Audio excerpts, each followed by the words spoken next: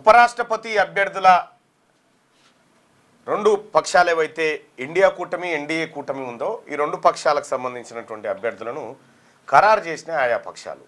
జగదీష్ ధన్ఖడ్ అర్ధాంతర రాజీనామాతోటి ఏర్పడ్డటువంటి ఖాళీని భర్తీ చేయడం కోసం ఎన్నికల సంఘం నోటిఫికేషన్ విడుదల చేసింది. అందులో భాగంగా ఇండియా కూటమి నుంచి రెడ్డి సామాజిక వర్గానికి సంబంధించినటువంటి బి సుదర్శన్ రెడ్డిని, అలాగే ఎన్డీఏ కూటమి నుంచి బీసీ సామాజిక వర్గానికి సంబంధించినటువంటి రాధాకృష్ణన్ను ఎంపిక చేయడం జరిగింది. అసలు వీళ్ళిద్దరెవరు ఎవరు బీసీలు ఏం ఆలోచించాలి దీంట్లో? నిన్న ముఖ్యమంత్రి గారు ప్రెస్ మీట్ పెట్టి తెలుగు రాష్ట్రాలన్నీ ఏకం కావాలి, తెలుగువాడి ఆత్మగౌరవం అన్ని పార్టీలు అనేటువంటి మాట చెప్పిండు. అసలు సుదర్శన్ రెడ్డి గారు ఈ బీసీలకు చేసింది ఏంది? సుదర్శన్ రెడ్డి గారి అభ్యర్థిత్వాన్ని ఇండియా కూటమి ఖరారు చేసినటువంటి నేపథ్యంలో రాహుల్ గాంధీ గారు చెప్తున్నటువంటి జిత్నే ఇస్సేదారి ఉత్నే బాగేదారి అనేటువంటి మాటలకు ఎంతవరకు అర్థం వచ్చింది, ఎంతవరకు సామాజిక న్యాయం అమలు పాటిస్తూ ఉన్నది అంటే ఈ అన్ని అంశాలు కూడా ఒకసారి చర్చ పెట్టుకుందాం. క్లియర్గా జస్టిస్ బి సుదర్శన్ గారు, జస్టిస్ బి అంటే బాలకృష్ణ సుదర్శన్ గారు, సుదర్శన్ రెడ్డి, ఆయన రెడ్డి సామాజిక వర్గానికి సంబంధించినటువంటి వ్యక్తి. ఉస్మానియా యూనివర్సిటీలో లా చేసిండు, హైకోర్టులో ప్రభుత్వ న్యాయవాదిగా వాదించిండు, ఆ తర్వాత హైకోర్టు జడ్జిగా అయిండు, ఆ తర్వాత సుప్రీంకోర్టుకు ఎలివేట్ అయిండు. సో ఆయన కొలీజియంలో కూడా పనిచేసిండు. ఆయన కొలీజియంలో ఉన్నప్పుడు ఏ ఒక్క బీసీ బిడ్డకు కూడా జడ్జిగా అవకాశం ఇచ్చిన దాఖలాలు అందుబాటులో ఉన్న సమాచారం ప్రకారం లేకపోగా తెలంగాణ రాష్ట్రంలో వెనుకబడినటువంటి మైనారిటీ కులాలు, వెనుకబడినటువంటి తిండి గతి లేని సచార్ కమిటీ ఇచ్చినటువంటి నివేదిక ఆధారంగా ఈ దేశంలో దళితుల కంటే ముస్లింలు వెనుకబడి ఉన్నారు అనేటువంటి నివేదిక ఏదైతే ఉందో ఆ నివేదిక ఆధారంగా ముస్లింలకు 4% రిజర్వేషన్ ఇవ్వాలని చెప్పి అప్పట్లో రాష్ట్ర ప్రభుత్వం నిర్ణయిస్తే జస్టిస్ బి సుదర్శన్ రెడ్డి గారి ధర్మాసనం, ఆయన ఉన్నటువంటి ధర్మాసనం దాన్ని ఆపు చేసింది. బీసీలకు రిజర్వేషన్ ఇవ్వాలంటే లెక్కలు ఉండాలి, అవన్నీ ఉండాలనేటువంటి కొన్ని వ్యాఖ్యలు కూడా అక్కడ చేయడం జరిగింది. ఇది నోటి మాట కాదు, ఇది ఆన్ రికార్డ్. ఆ రోజు జడ్జిమెంట్ కాపీ కూడా ఉంది, కావాలంటే చూసుకుందాం. ఈ టైమ్స్ ఆఫ్ ఇండియాలో హెచ్సి హాల్స్ 4% ముస్లిం కోటా 2008లో ఇది ఏపీ హైకోర్టులో ఇది జరిగింది. దీంట్లో ఒక ధర్మాసనం ఉంది, ఆ ధర్మాసనంలో వీళ్ళందరూ ఉన్నారు. అంటే బీసీల రిజర్వేషన్ విషయం, బీసీలకు మంచి జరుగుతుంది అనేటువంటి మాటను ముఖ్యమంత్రి గారు చెప్తా ఉన్నారు కదా, అందుకోసం అని చెప్పి ఇక్కడ ఒక్కసారి మనం ఎవరి వైపు నిలబడాలి, తెలంగాణ రాష్ట్రంలో లేకపోతే ఉమ్మడి ఏపీలో ఉన్నటువంటి ఎంపీలంతా సరే, దీంట్లో రాజ్యసభ లోక్సభ ఎంపీలకు మాత్రమే అవకాశం ఉంటుంది, ఓటేసేటువంటి అవకాశం ఎమ్మెల్యేలకు ఉండదు. ఒకవేళ నాకు కనుక అవకాశం ఉంటే నా ఓటు బీసీ బిడ్డకి వేస్తుంటే, నేను రాధాకృష్ణన్కి వేస్తుంటే, ఏదన్నా పార్టీ ఎందుకు వేస్తుంటే అని అంటే, అరే పెన్ ఏమైందా,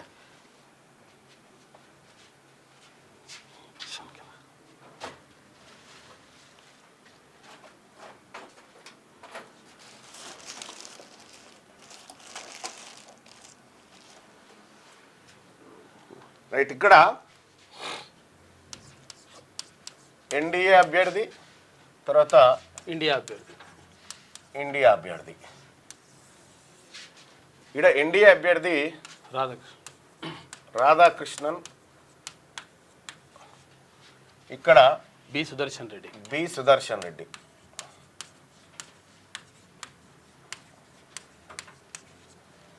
ఇక్కడ ఈయన బీసీ సామాజిక వర్గం, ఈయన ఓసీ సామాజిక వర్గం.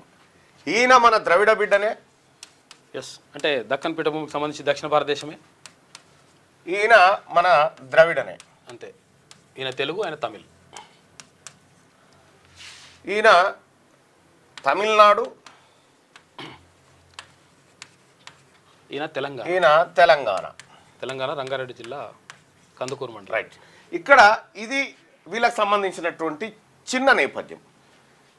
ఇక్కడ రాధాకృష్ణన్ గారు భారతీయ జనతా పార్టీ తమిళనాడు అధ్యక్షుడిగా ఉన్నప్పుడు బీసీలలో చైతన్యం తీసుకురావడం కోసం బీసీ ఎస్సీల్లో పరివర్తన రావాలి, వాళ్ళు ఆత్మగౌరవంతో బతకాలని రథయాత్ర చేసినటువంటి వ్యక్తి రాధాకృష్ణన్ గారు. ఎంపీగా వ్యవసాయ కుటుంబం తనది, బీసీ సామాజిక వర్గం, 2 సార్లు ఎంపీగా కోయంబత్తూరు నుంచి గెలిచినటువంటి వ్యక్తి ఈయన సుదర్శన్ రెడ్డి గారు ముస్లింలకు 4% రిజర్వేషన్ ఇవ్వకూడదు, బీసీలకు రిజర్వేషన్ ఇవ్వాలంటే లెక్కలు ఉండాలి, సర్వేలు ఉండాలని చెప్పి చాలా కొర్రీలు పెట్టినటువంటి వ్యక్తి. కొలీజియంగా ఉన్నప్పుడు బీసీ బిడ్డలకు కూడా పెద్దగా అవకాశాలు ఇచ్చిన దాఖలాలు లేవు. సుదర్శన్ రెడ్డి గారిది ఇది. ఇప్పుడు ఈ అంశాన్ని, ఈ ప్రొఫైల్ని ముందట పెట్టుకొని మరి ఇప్పుడు ముఖ్యమంత్రి గారు ఏం చెప్తా ఉన్నాడు? ముఖ్యమంత్రి గారు చెప్తున్నటువంటి మాట ఏంటంటే తెలుగువాడ ఎవడ ఆత్మగౌరవం? మా కంచె ఐలేని నిలబెడితే మా ఆత్మగౌరవం ఉండేది.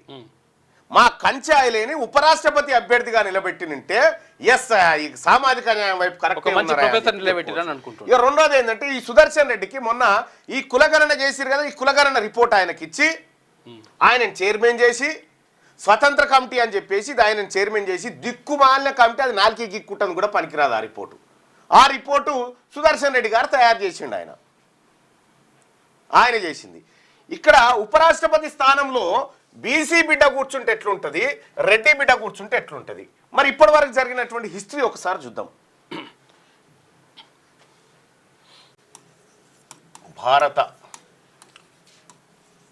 రాష్ట్రపతులు ఇది తీసుకున్న తర్వాత ఇంకో లెక్క తీసుకున్నాం. మొత్తం 15 మంది ఇప్పటి వరకు రాష్ట్రపతులు 15 మంది రాష్ట్రపతులు. ఈ 15 మంది రాష్ట్రపతుల జాబితాను కనుక మనం ఒక్కసారి పరిశీలిస్తే మనకు కొన్ని లెక్కలు అర్థమవుతాయి.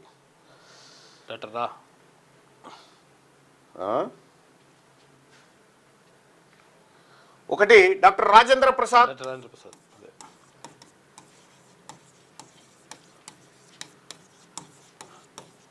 డాక్టర్ సర్వేపల్లి రాధాకృష్ణన్, ఈయన బ్రాహ్మణ. రెండోది డాక్టర్ సర్వేపల్లి రాధాకృష్ణన్,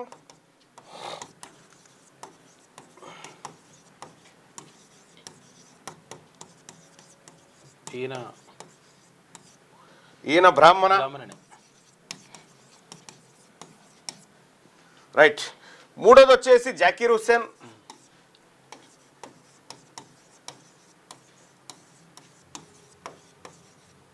ఈయన ముస్లిం.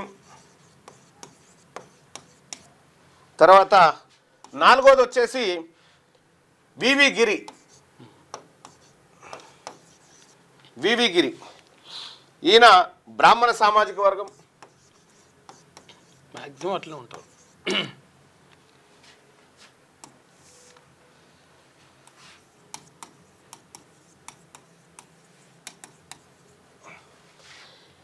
ఇక ఐదోది ఫక్రుద్దీన్ అలీ అహ్మద్.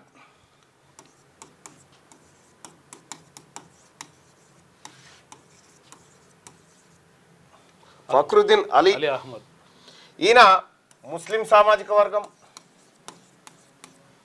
ఇక 6 నీలం సంజీవారెడ్డి. నీలం సంజీవారెడ్డి చాలా దుర్మార్గుడు, తెలంగాణకు సంబంధించి రెడ్డి.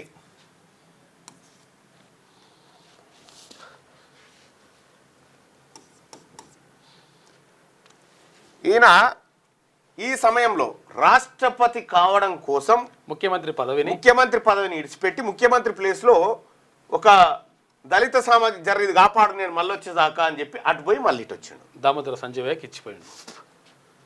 దాని పెద్ద కథలే. ఇక జైల్ సింగ్, ఈయన సిక్కు. 8వది రామస్వామి వెంకట్రామన్, ఆర్ వెంకట్రామన్.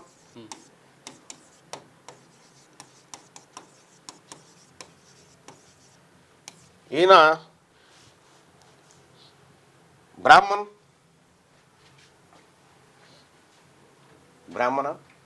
ఓకే. 9వది వచ్చేసి శంకల్ దయార్ శర్మ. వస్తుంది ఉల్టా. స్మృతిలో ఉంది. ఓకే. స్మూత్గా లేకపోతే గరికి వస్తాని. శంకర్ దయాల్ శర్మ బ్రాహ్మణ.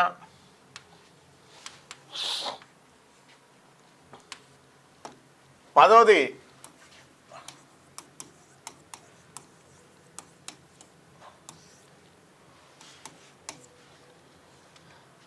వచ్చేసి కేఆర్ నారాయణన్.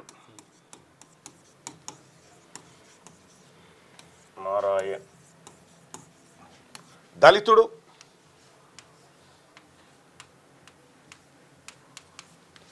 11 ఏపీజే అబ్దుల్ కలాం ముస్లిం. 12 ప్రతిభా పాటిల్.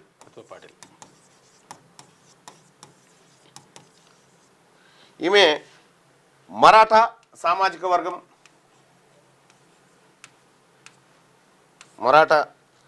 తర్వాత 13 ప్రణబ్ ముఖర్జీ.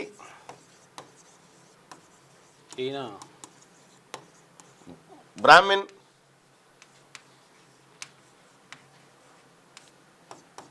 14 రామనాథ కోవింద్ దళితుడు.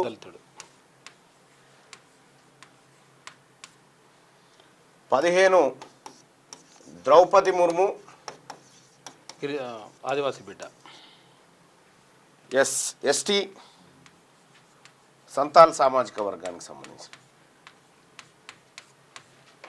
ఇక్కడ 15 సార్లు రాష్ట్రపతికి ఎన్నికలు జరిగితే ఒక్కసారి కూడా బీసీ రాష్ట్రపతి కాలేదు ఈ దేశానికి. ఒక్కసారి కూడా. పోనీ ఉపరాష్ట్రపతులలో అయ్యిరా ఇప్పటి వరకు 14 సార్లు ఉపరాష్ట్రపతి ఎన్నికలు జరిగినాయి. ఈ ఉపరాష్ట్రపతులు ఎవరో చూడరు. ఇంకా మ్యాక్సిమం అందులో ఓసీలో ఉన్నారు. ఇప్పుడు ఇందాక ఉపరాష్ట్రపతి ఎన్నికలు చూడరు. ఉపరాష్ట్రపతులకు సంబంధించినటువంటి జాబితా కనుక మనం ఒకసారి చూస్తే సర్వేపల్లి రాధాకృష్ణన్ మొట్టమొదటి ఉపరాష్ట్రపతి, రెండవ రాష్ట్రపతి సర్వేపల్లి రాధాకృష్ణన్. సెకండ్ టైం రాష్ట్రపతి అయ్యింది. తర్వాత ఈయన బ్రాహ్మణం.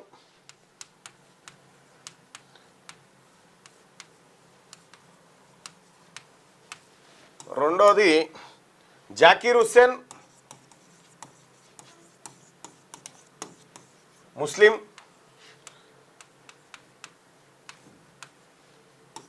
వివి Giri Brahmin.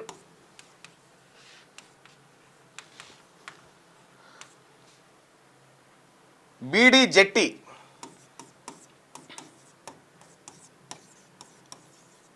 Lingayat OC.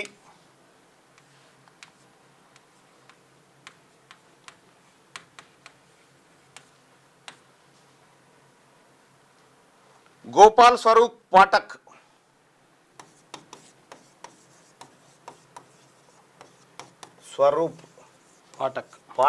Brahmin.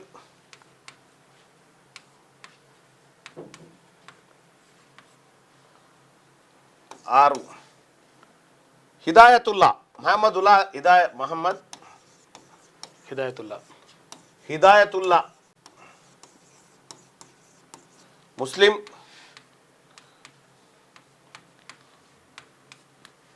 Are Venkatraman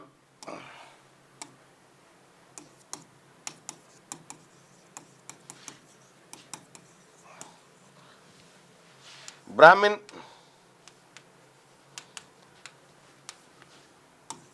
Shankar Dayal Sharma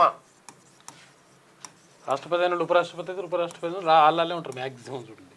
Brahman. KR Narayanan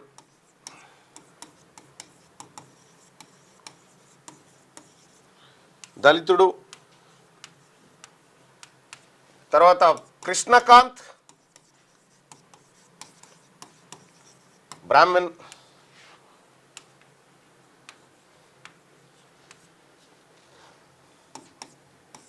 B Shekhawat Rajput. Hamid Ansari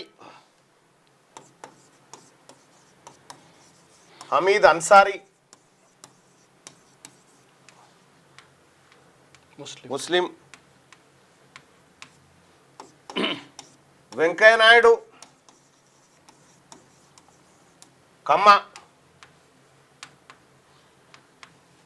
Jagadish Dhankhar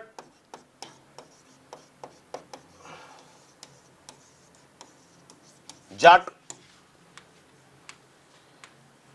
ఇప్పటి వరకు స్వతంత్ర భారతదేశంలో ఒక్క బీసీ కూడా ఉపరాష్ట్రపతి కాలే. మొట్టమొదటిసారిగా ఎన్డీఏ కూటమి ఒక బీసీ బిడ్డను రాధాకృష్ణన్ను ఉపరాష్ట్రపతి అభ్యర్థిగా తీసుకొస్తే కౌంటర్గా కాంగ్రెస్ పార్టీ రెడ్డి సామాజిక వర్గం అభ్యర్థిని తీసుకొచ్చి పెట్టింది. దానికి రేవంత్ రెడ్డి గారు ఇచ్చేటువంటి ఫ్లేవర్ ఏంటంటే తెలుగువాడి ఆత్మగౌరవం, యువన ఆత్మగౌరవము, యువనికి ఆత్మగౌరవము. జాబితాలో మా ఓడు ఉంటే కదా మాకు మంచి జరిగేది. ఒక్క బీసీ బిడ్డ నిలబడతా ఉంటే రేవంత్ రెడ్డి గారు ఏం చెప్పాలి ప్రెస్ మీట్ పెట్టి అనంటే, ఎస్ మొట్టమొదటిసారిగా ఒక బీసీ బిడ్డకు ఉపరాష్ట్రపతి అయ్యేటువంటి అవకాశం దొరికింది. కాబట్టి తెలుగు రాష్ట్రాల ప్రజలారా, మనం కానీ తమిళనాడు కానీ ఇటు దక్షిణాది రాష్ట్రాలన్నీ కూడా ఆ బీసీ బిడ్డను గెలిపించుకొని సామాజిక న్యాయం వైపు అడుగులేద్దామని చెప్పాలి ఆయన. పార్టీలకు అతీతంగా. సుదర్శన్ రెడ్డి గారికి బీసీలకు ఏం సంబంధము? బీసీ ఎంపీలారా, మేము బీసీ జేఏసీగా విజ్ఞప్తి చేస్తా ఉన్నాం, మన బీసీ బిడ్డ నిలబడ్డాడు. ఈ